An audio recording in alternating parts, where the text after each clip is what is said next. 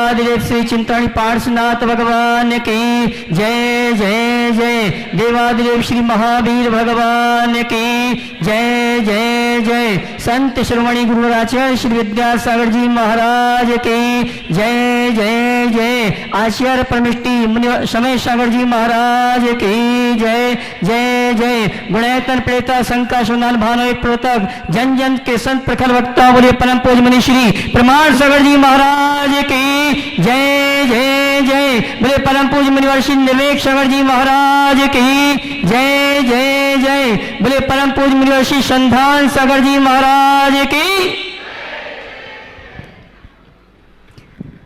वर्षों का सपना साकार हुआ और परम पूज्य मुनिवर प्रमाण सागर जी सत्संग आत्म विकास का दिव्य संतन जैन सिद्धांतों की वैज्ञानिक प्रयोगशाला जहां बोलेगा सम्मोषण ऐसे गुणायतन से मंगल विहार हुआ और मंगल विहार में विभिन्न राज्यों के विभिन्न जिलों में विभिन्न गांवों में प्रभावना करते हुए कुंडलपुर से इंदौर आज मुनिश्री का पदार्पण हुआ और अद्भुत अकल्पनीय जिसकी कल्पना आपने नहीं की थी वो दृश्य आपने दिखाया।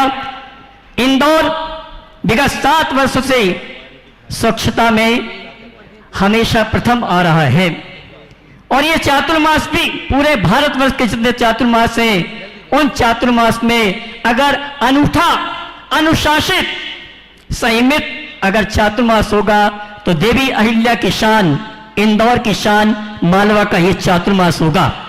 आज जो शोभा यात्रा आज जो मुनिवर की आगवानी आपने करवाई मुझे तो ऐसा लगता था कि आज स्वर्ग के जो मेघ कुमार देव हैं उन्होंने भी कह दिया था कि जब तक मुनिवर की आगवानी संपन्न नहीं होगी तब तक हम बरसेंगे नहीं।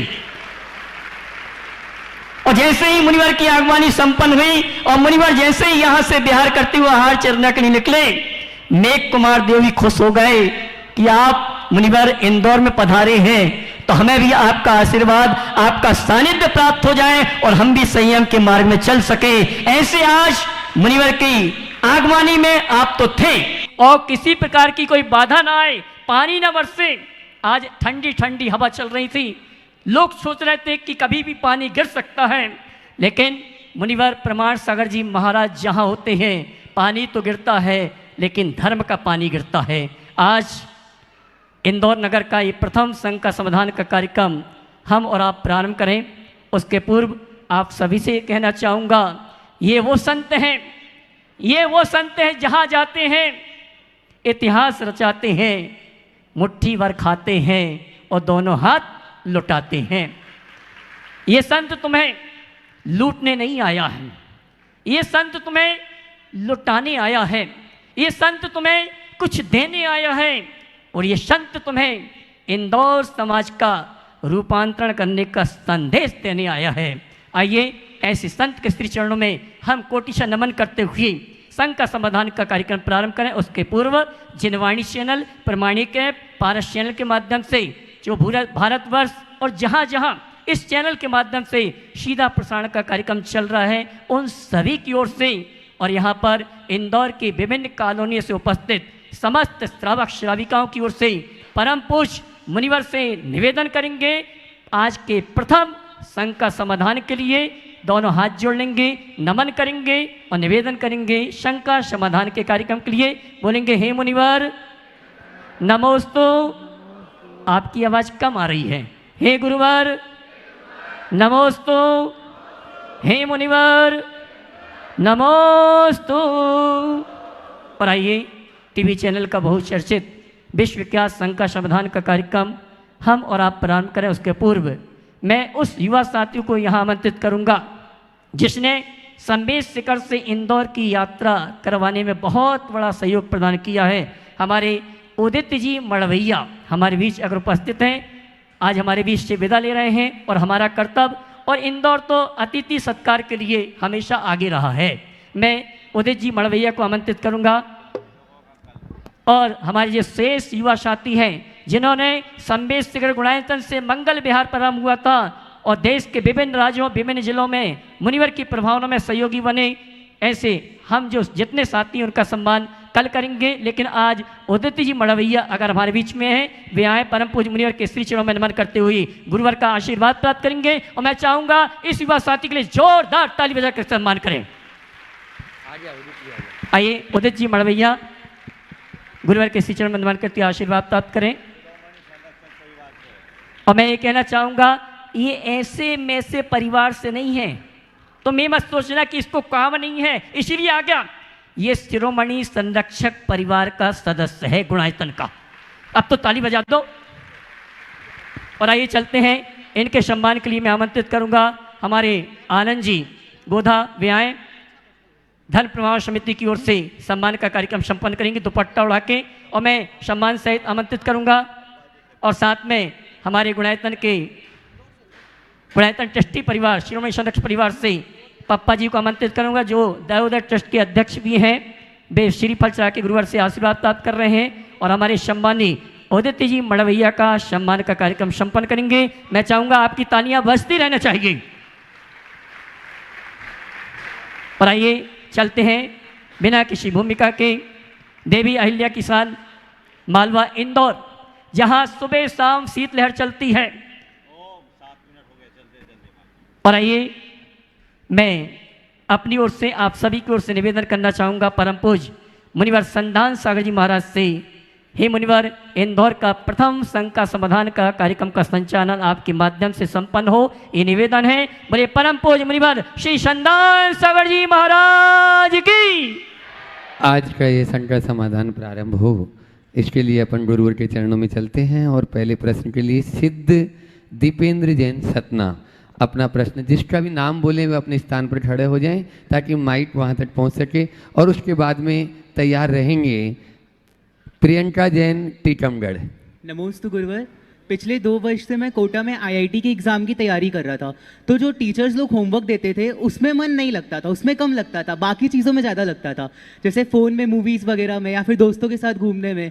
तो महाराज जी, इसमें कैसे मतलब अपने मन को सही रास्ते में चला के चले, क्योंकि वेस्टर्न कल्चर बहुत ज़्यादा आजकल प्रवाहित हो चुका है हर चीज़ में। देखिए, ये समस्या केवल तुम्हारी नहीं है, तुम जैसे ज़्यादातर युवाओं की। डिस्ट्रैक्शन जो हमें डिस्ट्रैक्ट करते हैं, लेकिन उससे बचना है तो भावना योग करो और अपने मन को एक कमांड करो, मुझे फोकस रखना है, मुझे लक्ष्य पाना है, मुझे केवल प्रयोजन से प्रयोजन रखना है। इस तरह की बातें यदि अपने मन में अंकित कर दो तो चीज़ें स्थिर होगी, मन भ्रमित होने से बचे। प्रियंका जैन टीकमगढ़, उसके बाद में तैयार रहेंगे अंकिता सिंपल जैन इंदौर। नमोस्तु महाराज जी। महाराज जी के चरणों में त्रैवार नमोस्तु। महाराज जी, मेरी शंका है कि जैन धर्म कर्म प्रधान धर्म है या भाव प्रधान? यदि भाव प्रधान धर्म है तो कर्म सिद्धांत को मानना कहाँ तक उचित है? कृपया समाधान कीजिए। जैन धर्म भाव प्रधान है, लेकिन भाव में कर्म नहीं होता है, किसने बता दिया? आप शंका समाधान के लिए यहाँ आए, भाव बनाकर आए कि बिना भाव के? भाव बनाकर ही आए। तो केवल भाव रखने से यहाँ आ गई कि चल के आई तब आई? चल के ही आए। प्रश्न आपने पूछा तब हुआ कि आपके भाव से ही आपका नंबर आ गया? पूछा था मैंने। तो मतलब क्या है? भाव तभी प्रकट हो पाते हैं या साकार होते हैं जब हम कर्म करते हैं, समझ गए? इसलिए जैन धर्म भाव मूलक कर्म को प्रधानता देता है, समझ गए? इसलिए जो भी अच्छे कार्य करो पूरे भाव से करो। नमोस्तु महाराज। अंकिता सिंपल जैन इंदौर, ये वो परिवार है बंडा के पूज्य आनंद सागर जी महाराज का परिवार। जोरदार तालियों से एक बार इस परिवार का अभिनंदन करें। वे पूज्य श्री के चरणों में प्रश्न किया। आपके 2 प्रश्न हैं, एक प्रश्न ऊपर वाला सेलेक्ट हुआ है, पहला प्रश्न जो है वो सेलेक्ट है, और उसके बाद में तैयार रहेंगे महावीर जैन इंदौर। मुनिवर के चरणों में त्रयंवार नमोस्तु। महाराज श्री, मेरा प्रश्न यह है कि धर्म प्रभावना समिति का जो गठन वर्तमान चातुर्मास के लिए हुआ है, उसमें हम महिलाएं अपना योगदान कैसे कर सकती हैं? बहुत अच्छी बात है। धर्म प्रभावना समिति का गठन अभी हुआ नहीं, होना है। और महिलाएं क्या योगदान दे सकती हैं? महिलाओं के बिना तो कुछ काम ही नहीं होगा। आज भी पूरे आगवानी की शोभा मैंने तो देखा नहीं, लेकिन सुना है। सही बोल रहा हूं ना? ये ताली केवल महिलाएं बजा रही कि पुरुष भी बजा रहे हैं? बढ़ चढ़ कर के हिस्सा लेना है। निश्चित आज पूरा इंदौर एकजुट होकर जिस तरह उत्साहित हुआ और प्रकट हुआ, ऐसा प्रतीत हो रहा था मानो कोई सैलाब चल रहा। हमने इंदौर के बारे में बहुत कुछ सुन रखा था, लेकिन यहाँ आने के बाद जो कुछ सुना वो झूठा साबित हो गया, क्योंकि आज जो मैंने देखा वो अब तक जो सुना था उससे कहीं ज़्यादा देखने को मिला। तो इसमें आपने पूछा महिलाओं की क्या भूमिका होगी? उनकी पूरी भूमिका होगी। और आप लोग भी एकदम कमर कस के तैयार हो जाइए और सब मिलजुल कर एक ऐसा वातावरण बनाने का प्रयत्न कीजिए जिससे इंदौर शहर से पूरी समाज में एक नए दौर की शुरुआत हो सके। महावीर जी जैन इंदौर जो युवा प्रकोष्ठ के अध्यक्ष भी हैं इंदौर के, और अपना प्रश्न रखें। और उसके बाद में सरिता जी अजमेरा गोयल नगर। गुरुदेव के चरणों में बारंबार नमोस्तु नमोस्तु नमोस्तु। गुरुदेव, मेरा प्रश्न यह है कि जैन धर्म जो कि आत्म कल्याण हेतु सबसे सर्वश्रेष्ठ धर्म है, मगर फिर भी संभवतः यह देखने में आ रहा है कि आज की युवा पीढ़ी धर्म से विमुख होते हुए भटककर अन्य धर्मों की प्रति आकर्षित हो रही है। अन्य देवस्थानों, संतों, महात्माओं के पास जाकर माथा टेकना, व अन्य धर्म के त्योहारों में गतिविधि करना, क्या यह सही है या गलत? मार्गदर्शित करें। देखिए, अपना धर्म और अन्य धर्म की बातें एक तरफ करो, धर्म को पहचानने की कोशिश करो। युवाओं को जब तक हम सही तत्व ज्ञान प्रदान नहीं करते, उनके अंदर धर्म की सच्ची समझ विकसित नहीं करते, तब तक ये समस्याएं बनी रहती। हमारी सबसे बड़ी आवश्यकता लोगों के हृदय में धर्म की सच्ची समझ विकसित करने की। यदि वो विकसित हो गई तो काया पलट अपने आप। जय गुरुदेव। सरिता जी अजमेरा गोयल नगर। उसके बाद में सुनील जी बिलाला प्रांतीय अध्यक्ष से गुणायतन। नमोस्तु गुरुदेव, नमोस्तु गुरुदेव, नमोस्तु गुरुदेव। गुरुदेव, कांच पर पारा चढ़ाओ तो आईना बन जाता है, और किसी को आईना दिखाओ तो पारा चढ़ जाता है। तो गुरुदेव, पारा की भूमिका अच्छे रूप में कैसे निभाएं? देखिए, कांच पर पारा चढ़ाओ तो आईना बन जाता है, और किसी को आईना दिखाओ तो पारा चढ़ जाता है। मैं इतना ही कहता हूँ, कांच पर पारा चढ़ाओ, पर ऐसे को कांच मत दिखाओ कि उसका पारा चढ़े। कांच का प्रयोग अपना पारा ठंडा करने के लिए करो, किसी दूसरे के पारा को चढ़ाने के लिए क्यों करो? हमेशा एक लक्ष्य रखो, दूसरों को आईना दिखाने की जगह अपने गिरेबां में झांक कर देखना शुरू करो। हम अपनी छवि निहारे, खुद के भीतर झांक कर देखें कि आखिर हम कितने पानी में हैं। जब तक हम ऐसा नहीं करेंगे, तब तक हम अपने जीवन में सार तत्व को प्राप्त नहीं कर पाएंगे। इसलिए सार को पाने के लिए हमें उसकी पहचान करना। नमो सूर्यदेव। हाँ, सुनील जी बिलाला मालवा के प्रांतीय अध्यक्ष जो गुणायतन के। और उसके बाद में तैयार रहेंगे प्रज्ञा जैन धर्मपुरी। नमस्ते गुरुदेव। आज इंदौर में आपकी अगवानी के सारे रिकॉर्ड टूट गए। हाँ बोलो। चतुर्मास कलश जो होगा स्थापित एक ही होगा, ऐसा आपके द्वारा घोषणा हुई है। और फिर आपने बोला था कि कुछ लोग ध्वजवाहक बनेंगे। तो ये ध्वजवाहक क्या होते हैं, मतलब ये इनका क्या रोल रहेगा? ओ देखिए, ये बात बिल्कुल सही है कि इस बार मैंने एक ही कलश की स्थापना के लिए अपनी ओर से सम्मति दी, और इस बात के साथ कि उस व्यक्ति को इस चातुर्मास का मुख्य जजमान माना जाए और वो अपनी उदारता से वैसी व्यवस्थाएं करे।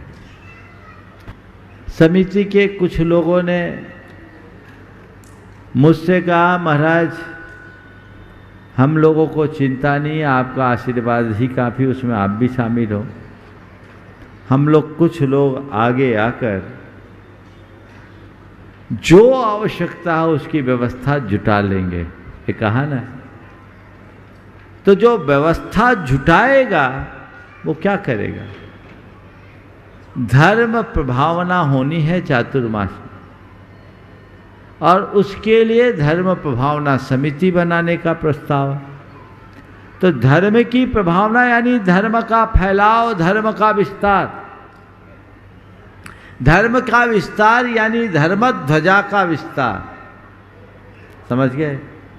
तो मैंने कहा कि जो लोग आगे आकर उदारता से अपना विशिष्ट योगदान देंगे उन सबको इस चातुर्मास के ध्वजवाहक के रूप में देखना चाहिए। ये तो बहुत अच्छी बात है ना। इस चातुर्मास में धर्म ध्वजा को आगे ले जाने का श्रेय उन्हें मिलने वाला है। कलश का ऑप्शन नहीं है, कंट्रीब्यूशन तो देना है। कलशों में तो आप ही कई सालों से हमारे हर चातुर्मास में कलश रख रहे। इंदौर में प्रत्येक वर्ष से 3-4 कलश हमारे पास रखे जाते थे इंदौर वालों, लेकिन इस बार हमने सबको कट कर दिया। बहुत लोग निराश हो रहे, खबरें आ रही है। मैं किसी को निराश नहीं करता, मैं इतना कहता हूँ कलश नहीं मिल रहा तो क्या हुआ, तुम तो अपने आप को अर्पित कर सकते हो और अपना समर्पित कर सकते हो, करो। और धर्म प्रभावना के क्षेत्र में जो अपना उत्कृष्ट योगदान दे सके दे। ध्वज की भी स्थापना होगी क्या? ध्वज की स्थापना बता देंगे, ध्वजारोहण तो होगा ही, बता दिया जाएगा। प्रज्ञा जैन धर्मपुरी अपना प्रश्न, और उसके बाद में अरिहंत जी अजमेरा बड़वानी अपने बिहार टीम के साथ में, और विक्की जी विवेक जी पाटनी कुनकुरी वो भी ट्रस्टी हैं गुणायतन के, और वो भी अपना प्रश्न रखेंगे। सब लोग। महाराज जी एक क्वेश्चन था हमारा कि हम लोग एक गौशाला का प्रज्ञा का नाम लिया, ये प्रज्ञा तो नहीं है भैया, गड़बड़ नहीं करो। महाराज जी नमोस्तु नमोस्तु। महाराज जी हम धर्मपुरी से हैं। हमारा प्रश्न ये था, अगर गौशाला में कोई गाय मरणासन अवस्था में होती है और उसके बाद वो मृत हो जाती है, तो क्या उसका दोष संचालनकर्ता समिति को भी लगेगा या हमें लगेगा? अगर आप गौशाला का संचालन कर रहे हैं और लापरवाही कर रहे हैं तब तो दोष लगेगा, लेकिन आपकी सेवा में कोई कमी नहीं है और उसके बाद किसी का प्राणांत हो रहा है तो उसमें आप दोषी नहीं। चलो नमोस्तु महाराज जी, नमोस्तु। अरियंती जी अजमेरा अपनी पूरी बिहार टीम के साथ में, इसमें जीतू भाई भी कलकत्ता से और सभी लोग हैं, और साथ में ही ओम चलो यश सेठी वो भी अपना प्रश्न कर लेंगे जल्दी। नमोस्तु महाराज जी। महाराज जी हम लोगों ने देखा है आहार में हम लोग जब भी आते हैं सारे श्रावक लोग तो 16 पहन कर आते हैं। तो महाराज जी आज हमने कुछ लोगों को देखा जो 16 पहन कर तो आए थे लेकिन 2 व्हीलर पर आए थे, एक्टिवा पे, मोटरसाइकिल पे। तो महाराज जी क्या उसको 16 माना जाएगा? एक और चीज़ महाराज जी ये पूछना थी, आहार के अंदर, चौके के अंदर क्या हम लोग मोबाइल का प्रयोग कर सकते हैं महाराज जी? देखो, आप अगर 2 व्हीलर या 4 व्हीलर से आए, रास्ते में जीवों को देखते हुए आए क्या? आप इरियापत शुद्धि से आए क्या? कितने प्राणियों को कुचलते हुए आए? तो आपका 16 कहाँ? वाहन से आने वाले व्यक्तियों का 16 नहीं होता। आपको आहार देना है तो पैदल जा कर के दें, और पैदल चलने की व्यवस्था नहीं है तो अनुमोदना करें। अथवा वहीं पर वस्त्र बदले, अपने साथ सोले का प्रावधान रखे। आप मन शुद्धि, वचन शुद्धि, काय शुद्धि बोल रहे हैं, अगर इरियापत शुद्धि नहीं है तो आपकी शुद्धि ही नहीं, और झूठी शुद्धि का पुण्य भी झूठा साबित होगा। इसलिए प्रमाद बिल्कुल मत करना।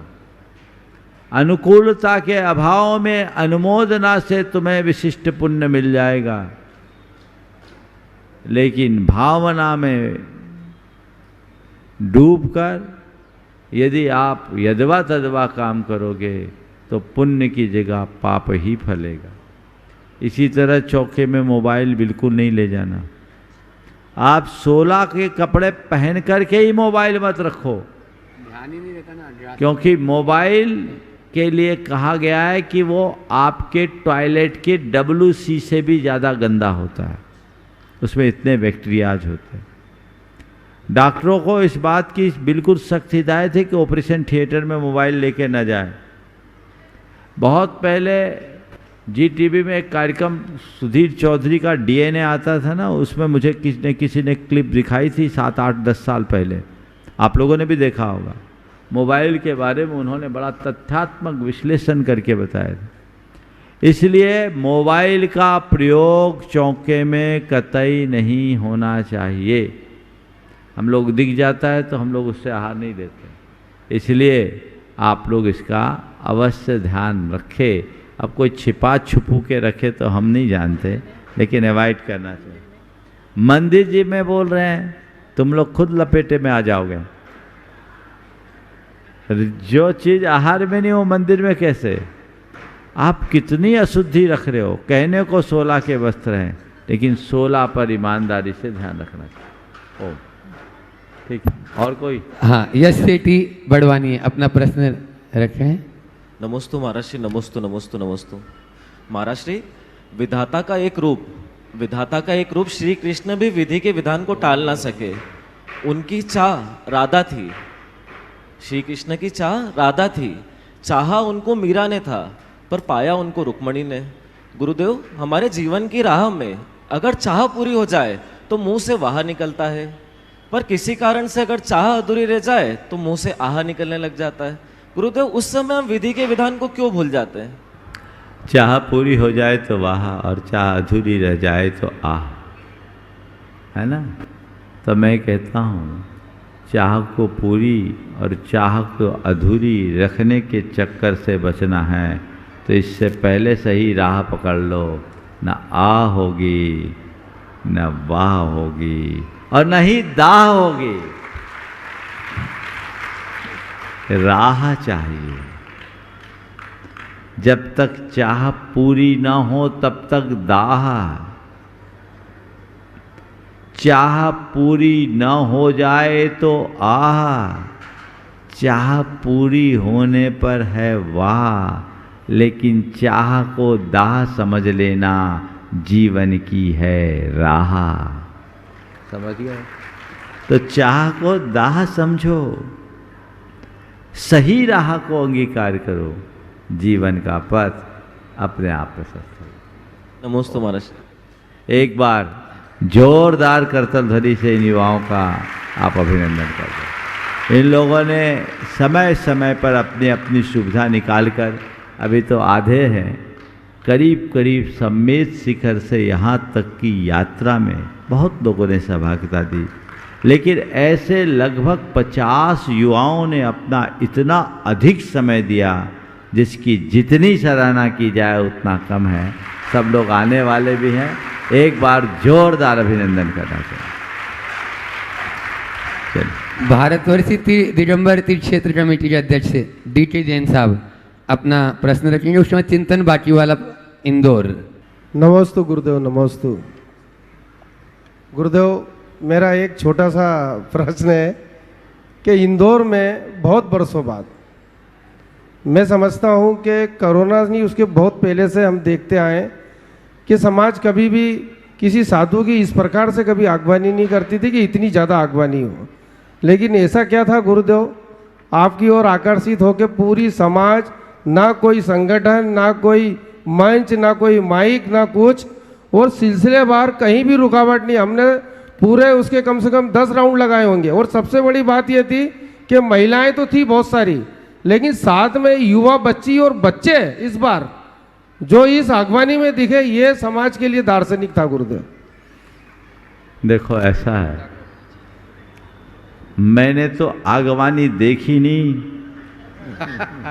आगवानी आप लोगों ने की और हमने अपने आजू बाजू में ही देखा है। लेकिन आप लोगों से ही सुना है कि आगे और पीछे का कोई और छोर नहीं था। अब आप पूछ रहे हो कि ये सब कैसे हो गया, तो मैं तो इतना ही जानता, मुझे भी पता नहीं कैसे हो गया, पर मुझे ऐसा ही प्रतीत हो रहा था मानो इंदौर की सड़कों पर केवल हम लोग नहीं चल रहे, हमारे पीछे से हमारे गुरुवर भी चलते जा रहे हैं। उनका आशीर्वाद होगा और आप लोगों की भावनाएं। एक बात ध्यान रखना, आज जिस तरह का वातावरण था, इस प्रकार का वातावरण किसी तैयारी से नहीं बनता। ये वातावरण स्वस्फूर्त भावना से बनता है। और आज आप लोगों की उपस्थिति ने ये दर्शा दिया कि इंदौर में तीव्र प्यास है और आपकी प्यास ने आपको इस तरह प्रेरित किया जैसे वर्षों के बाद आपको कुछ प्राप्त हुआ। निश्चित मैं यही चाहूँगा, जो उमंग आज आप लोगों ने प्रदर्शित की है, यही निरंतर बने रहे। गुरुदेव थोड़ा सा एक बात कहना, शासन प्रशासन ने बहुत सालों बाद इतना समय दिया हमको गुरुदेव। नहीं तो शासन प्रशासन 2 पुलिस वाले लगा के हट जाते थे। जगह जगह पे हर 200 फीट 500 फीट पे शासन प्रशासन पूरे मुस्तैदी से खड़ा रहा। एडिशनल कलेक्टर, एएसपी, डीएसपी सारे लोग राउंड पे थे। ये देख के हमको बहुत ताकत मिली और समाज इतना संगठित में बहुत दिनों बाद दिखा। सब लोग उसको दार्शनिक रूप से देख रहे थे गुरुदेव। बस इतना कहना चाहता। बहुत सुंदर। आनंद जी का कल प्रश्न रह गया था, तो आनंद भैया प्रश्न कर रहे हैं चिंतन बाकी वाला, वो भी तैयार रहे। गुरुदेव, दान कई प्रकार के होते हैं। दान की परिभाषा तो आप हमें अच्छे से समझा सकते हैं। गुरुदेव, मेरा एक इतना सा प्रश्न है कि हम मुनियों की सेवा में, साधुओं की सेवा में, आचार्यों की सेवा में जो खर्च करते हैं, लोग हमें बोलते हैं व्यर्थ है। क्या ये खर्च करना, आने जाना, खाना, ये सब भी दान में हमें कुछ पुण्य का प्राप्ति होती है इससे? देखिए, सम्यक दर्शन के 8 अंगों में एक अंग है धर्म प्रभावना। धर्म की प्रभावना में किया गया खर्च सम्यक दर्शन को पुष्ट करता है और न केवल आपके सम्यक दर्शन को, अपितु अनेक लोगों के सम्यक दर्शन का कारण बनता है। हम दान क्यों करते हैं? अनुग्रहार्थम स्वस्याति सर्गोदानम। स्वपर के अनुग्रह के लिए अपने धन के त्याग का नाम दान है। तो जब हम स्वपर के अनुग्रह यानी उपकार के लिए करते हैं, इस तरह का व्यापक वातावरण बनता है और उस वातावरण से प्रेरित होकर यदि कुछ लोगों के हृदय में भी धर्म की सही समझ और श्रद्धा विकसित हो जाती है, तो ये क्या एक कम बड़ी उपलब्धि है?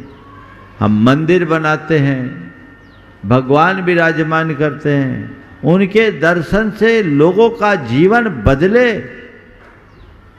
न भी बदले, लेकिन गुरुओं के समागम से जो जीवन बदलता है वो व्यापक परिवर्तन होता है।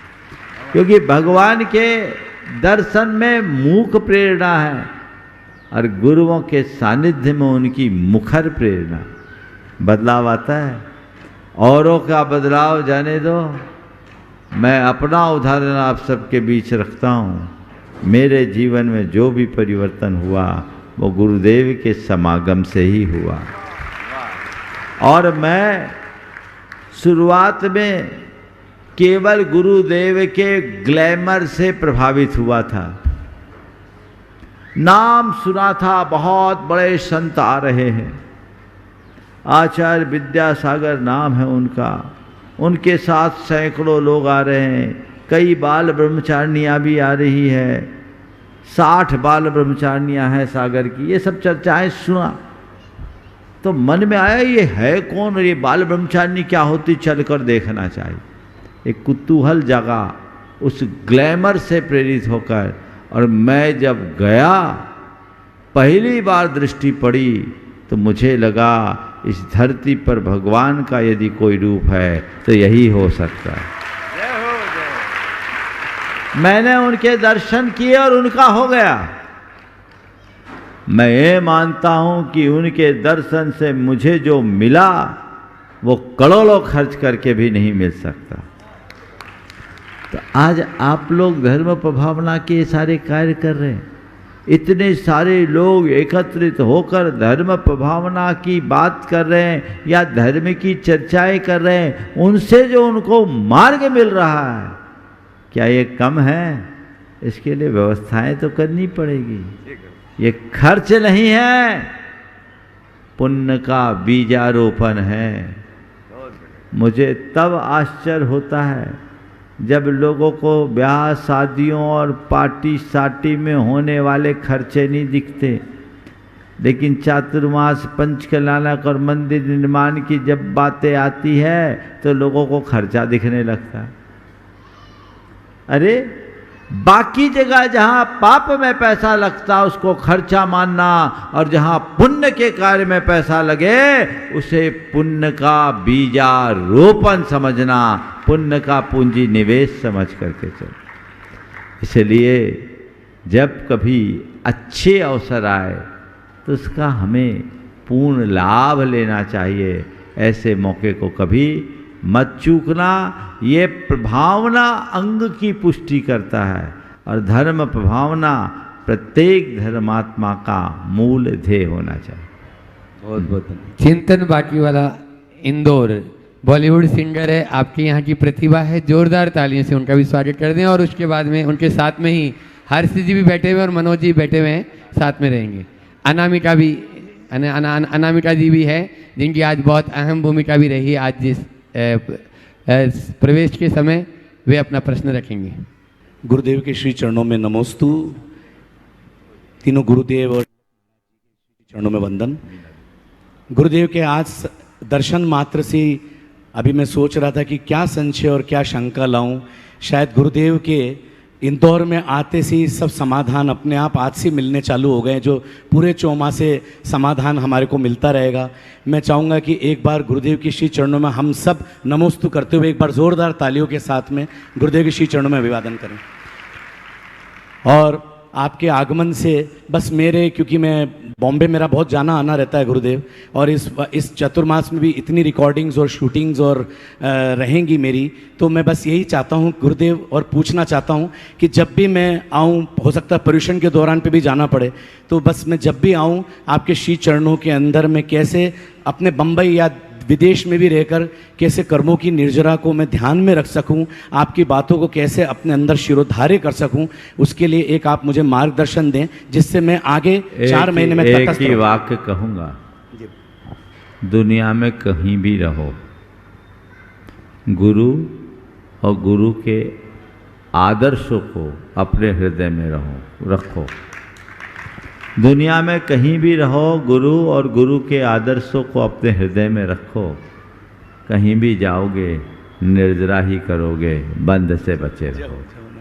नमस्ते गुरुदेव। मनोज अनामिका, मनोज भी है अपना प्रश्न। उसके बाद में दिलीप जी रोदा तैयार रहे, शिरोमणि सदस्य। पूज्य गुरुदेव के पावन चरणों में नमोस्तु नमोस्तु नमोस्तु। गुरुदेव आपके चरण भोपाल से इंदौर की ओर बढ़े और आज इंदौर में पड़े। गुरुदेव हजारों की संख्या में सभी लोग आपके चरणों में थे। एक इतिहास इंदौर ने बनाया, पूरा भारत देख रहा है, पूरा विश्व देख रहा है। निश्चित ही आज सभी प्रसन्न थे और गुरुदेव विशेष रूप से आज सभी के चेहरे पर प्रसन्नता यूं थी कि जब आप मंगल प्रवेश कर रहे थे तो आपने एक एक जन जन को आपने बड़े मुस्कुराते हुए आशीर्वाद दिया। कई फोन आए, बोले भैया गुरुजी ने बहुत बड़े आशीर्वाद दिया, सभी लोग बहुत खुश थे। अब तो सवाल कर लो भैया। गुरुदेव सवाल तो कुछ भी नहीं है, बस आपके चरणों में नमोस्तु नमोस्तु नमोस्तु। चलिए हाँ, दिलीप जी गोदा जो टुणाइतन के शिरोमणि सदस्य हैं, अंशु जी गोदा उनकी पुत्र वधू है, वे प्रश्न कर रही हैं और उसके बाद में तैयार रहेंगी ब्रह्मचारिणी मीना दीदी अपनी पूरी टीम के साथ में। मेरे आराध्य गुरुवर के चरणों में त्रैबार नमोस्तु नमोस्तु नमोस्तु। मुनि संघ के चरणों में वंदन। गुरुवर स्वच्छतम इंदौर आज पावनतम नगरी हो गई है। आपके जैसे ही चरण इस नगरी पर पड़े हैं और ये एक स्वप्न सा लग रहा है। गुरुवर मेरा प्रश्न है, हम जब पूजन करते हैं तो सोने चांदी के पात्र इस्तेमाल करते हैं, लेकिन हमारा अर्घ ध्यान उसी में उनको संभालने में ही रहता है। तो सोने चांदी और जो हम स्टील के अगर साफ सुथरे बर्तन हैं, मतलब उन तीनों में क्या फर्क है पूजन करने बर्तन तुम्हारे पास चाहे जो हो, भाव तो सोने और चांदी से अच्छे होने चाहिए। लेकिन पूजा करते करते सोने और चांदी के भावों का ख्याल नहीं होना चाहिए। समझ गए? यदि आपको पूजा करते समय अपने पात्र का मूल्य दिख रहा है तो पूजा गौन हो जाएगी, और पूजा करते समय तुम्हारे भाव हिलोर मार रहे हैं तो पूजा का आनंद। उत्तम से उत्तम द्रव्य रखना, लेकिन आज समय काल को देखते हुए थोड़ी समझदारी से रखें। अगर तुम्हारा ध्यान उन्हीं में जा रहा है तो बेहतर उनको घर के अंदर रखो, और जो तुम्हारे पास सुलभ है उससे अपना काम करो। नमोस्तु गुरुदेव। साधिका आश्रम समोसण मंदिर इंदौर की सभी बहनें यहाँ पर बैठी हुई है। साधिका नहीं, श्राविका। श्राविका आश्रम। नमोस्तु महाराज जी। कहीं तेल इतना भरा है दिया में कि बाती का जलना कठिन हो रहा है, कहीं बर्तिका जल रही है अकेली, बिना तेल सूना दिया रो रहा है। कृपया इस पंक्तियों के एक्सप्लेन करें। कहीं तेल इतना भरा है दिया में, की बाती का जलना कठिन हो रहा है, कहीं बर्तिका जल रही है अकेली, बिना तेल सूना दिया रो रहा है। बहुत सुंदर भाव आपने। कहीं तेल इतना भरा है दिया में कि बाती का जलना कठिन हो रहा है, और कहीं बर्तिका जल रही है अकेली, बिना तेल सूना दिया रो रहा है।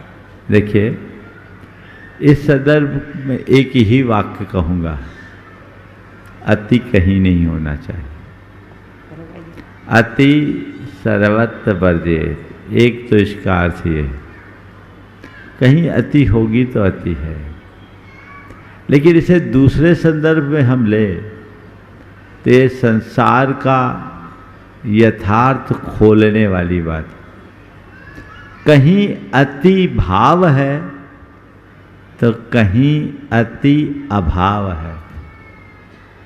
सच्चाई अगर देखा जाए तो चाहे अति भाव हो या अति अभाव, दोनों में आकुलता है।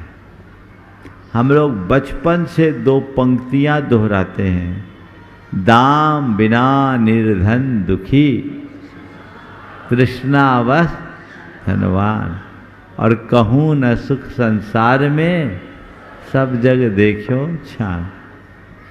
तो ये बात बिल्कुल यथार्थ है। अति भाव हो या अति अभाव, दोनों के प्रभाव में रहने वाला व्यक्ति आकुलित ही होगा। इसलिए चाहे अति भाव हो या अभाव, अपने मन में संभाव बनाए रखो। जीवन में आनंद आनंद और आनंद ही रहेगा। समय आप सबका हो गया, यहीं पर विराम। बोलिए परम पूज्य आचार्य गुरुवर श्री विद्यासागर। जय जय जय। बोलिए परम पूज्य श्री प्रमाण सागर जी महाराज की जय।